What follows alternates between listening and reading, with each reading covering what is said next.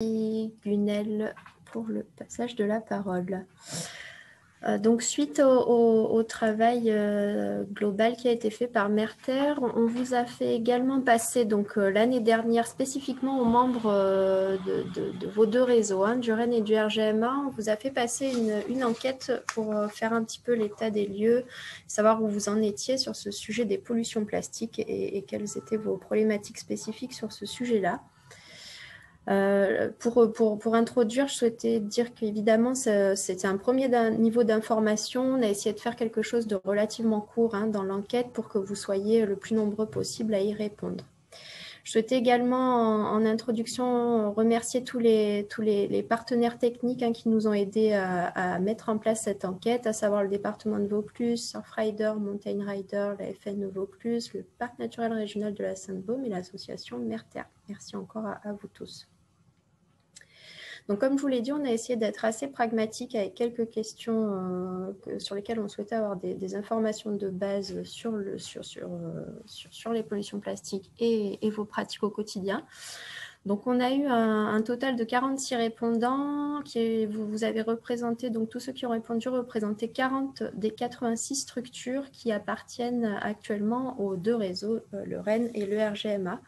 Donc, c'est plutôt une bonne représentativité. On est à 46% des structures représentées. Vous voyez dans le petit camembert en bas qu'on a une petite surreprésentation des gestionnaires de milieux aquatiques, ce qui n'est pas complètement étonnant vu de la thématique qui est actuellement encore très considérée comme plutôt liée à l'eau et au milieu marin. Donc, je vais vous dérouler un petit peu toutes les questions qu'on vous a posées et les résultats. Ne vous inquiétez pas, vous risquez d'être un petit peu frustré sur l'exhaustivité des informations. Sachez que vos résultats nous ont permis de monter la deuxième matinée la semaine prochaine qui sera dédiée au retour d'expérience. Par rapport à toutes vos réponses, on a proposé à certains des membres d'intervenir spécifiquement sur les différents sujets. Donc, on vous a demandé tout d'abord si vous aviez d'ores et déjà effectué un état des lieux des pollutions plastiques sur votre territoire. Vous avez été 36% à répondre favorablement. Ce qui est intéressant, c'est que dans ces réponses positives, on a eu à la fois, donc de manière assez homogène, à la fois des gestionnaires d'espaces naturels, mais également de milieux aquatiques. Et les localisations également des répondants qui ont répondu oui est également intéressante puisqu'on a à la fois des acteurs situés sur le littoral, mais aussi terrestres. Ça nous permet, voilà, en bilan de cette première question, de bien identifier, évidemment, que la problématique est bien globale à l'échelle régionale et qu'il s'agit bien de travailler ensemble des montagnes à la mer. En miroir de cette première question, vous avez également demandé si vous meniez des actions de collecte des déchets plastiques. Alors là, vous avez été très nombreux parmi les répondants à répondre favorablement puisque 64% des répondants ont dit oui à cette question. Donc, voilà, on voit bien qu'il y a beaucoup de membres actuellement qui font d'ores et déjà des collectes. Alors, soit vous conduisez ces collectes en interne par vos agents ou par vos prestataires dans le cadre de vos cœurs de mission, soit vous avez connaissance qu'il y a des collectes qui sont effectuées par des événements citoyens ou associatifs. J'en profite sur cette première slide pour réinsister à nouveau. Cette question montre encore une fois combien il est important qu'on arrive en région à faire remonter le plus de données possible, notamment dans les terres. Aujourd'hui, on sait à peu près ce qui se passe de manière évidemment encore non exhaustive, mais on sait ce qui se passe à peu près sur le littoral, les milieux marins, etc. On a beaucoup moins de données sur ce qui se passe dans les terres en termes de données quantitatives, qualitatives. Voilà. N'hésitez pas, de toute façon, c'est pour ça qu'on a proposé à Merter d'intervenir aujourd'hui. Ils vous proposeront de nombreux outils pour pouvoir participer à ce développement des données, notamment dans les terres.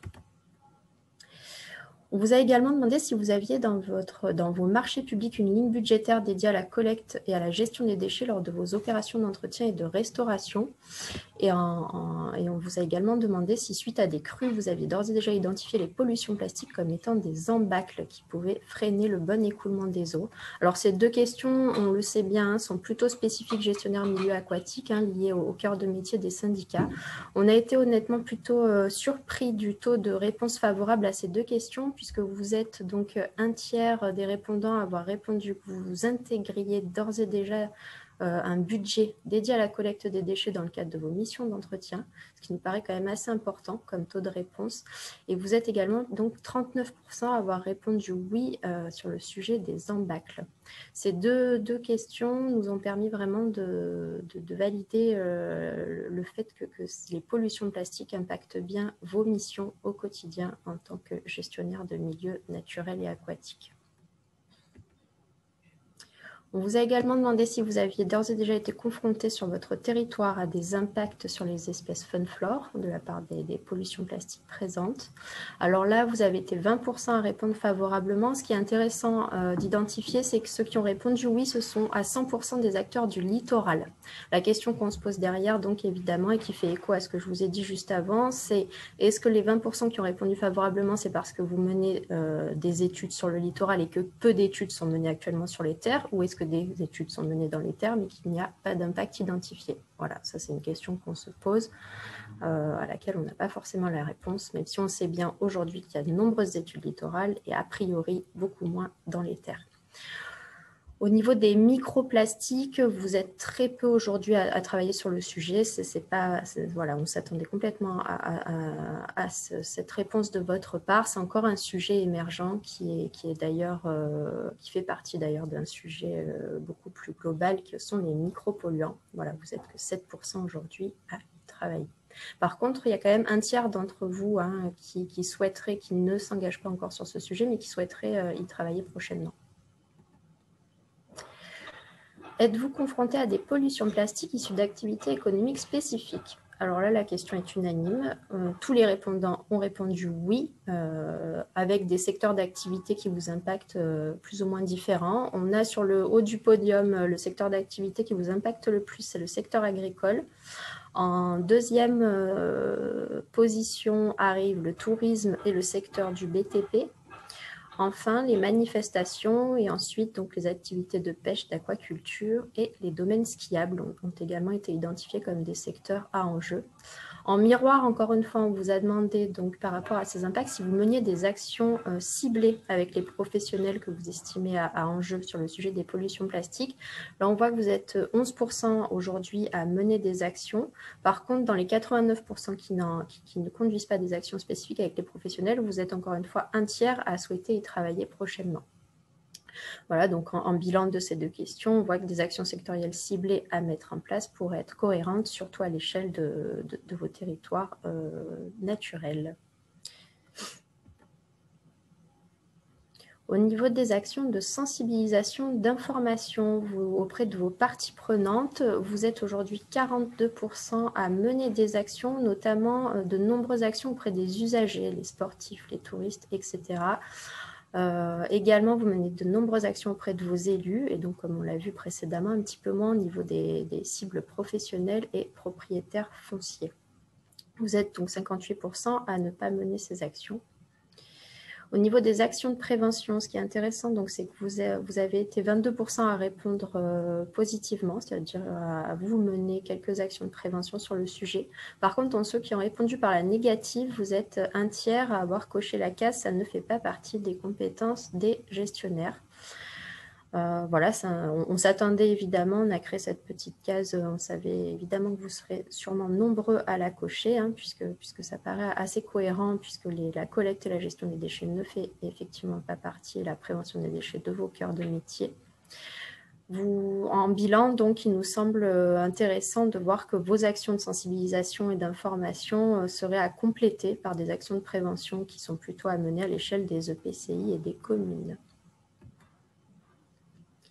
On vous a demandé si vous aviez connaissance sur votre territoire d'équipements dédiés à la lutte contre les pollutions plastiques issues du ruissellement et des réseaux d'eau, type filets collecteurs, barrages flottants, etc. Vous êtes seulement 18% à avoir répondu oui, et donc la grande majorité d'entre vous n'a pas connaissance de ce type d'équipement. Par contre, vous êtes plutôt intéressé pour en savoir plus et savoir ce qui existe pour diminuer ce transfert des pollutions des milieux urbains dans la nature via les réseaux d'eau. Là, encore une fois, on voit qu'il y a sûrement un lien à tisser avec les EPCI et les communes pour agir à chaque étape de ce problème, qui est vraiment un problème qui actuellement est est à enjeu. Sachez que sur ce sujet-là, les intercommunalités, les communes engagées dans la charte régionale et nationale sont de plus en plus intéressées pour mener des actions sur ce sujet-là. Enfin, la question finale qu'on vous a posée, c'était de savoir si vous paraissait pertinent d'inclure des actions de réduction des pollutions plastiques dans vos documents stratégiques cadres, c'est-à-dire les chartes des parcs et les contrats de rivière des syndicats. Alors là, on a été encore une fois agréablement surpris. On s'attendait à des réponses positives, mais pas à cette échelle-là. Donc, vous êtes 10% à d'ores et déjà intégrer cette problématique dans vos documents cadres. Par contre, vous êtes 88% à avoir indiqué que vous souhaiteriez, que vous pourriez intégrer cette problématique. Voilà, ce qui semble assez intéressant puisque, sachant que vous agissez à des échelles naturelles cohérentes, ça nous paraît très, très intéressant que de nombreux parcs et syndicats puissent vraiment mener des actions, notamment de coordination. Voilà, et encore une fois, n'hésitez pas si vous avez d'ores et déjà des questions sur ces premières données, mais pour aller plus loin et partager vos actions exemplaires, sachez que la semaine prochaine, on vous proposera 7 retours d'expérience de la part de membres, de syndicats, de parcs et d'une intercommunalité qui, sur chaque sujet, chaque question, nous proposeront un retour d'expérience.